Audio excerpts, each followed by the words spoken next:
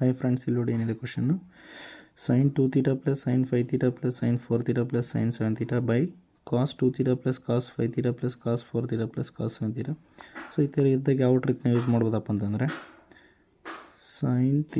Suppose sin θ1 plus sin θ2 plus sin θ3 plus and so on plus sin θn by cos θ1 plus cos θ2 plus cos θ3 and so on plus cos θn ಇದ್ದಾಗ, so ಇದನ್ನ ಏನಂತ ಬರಿಬೋದಪ್ಪ ಅಂದರೆ tan of θ1 plus θ2 plus and so on plus θn divide by n ಅಂತ ಬರಿಬೋದು.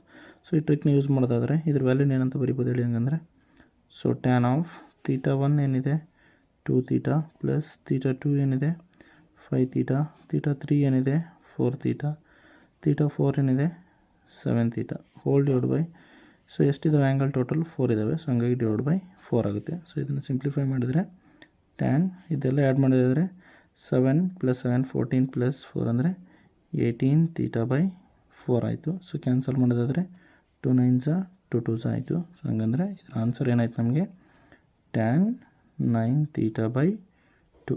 This is the required answer. Okay, thank you.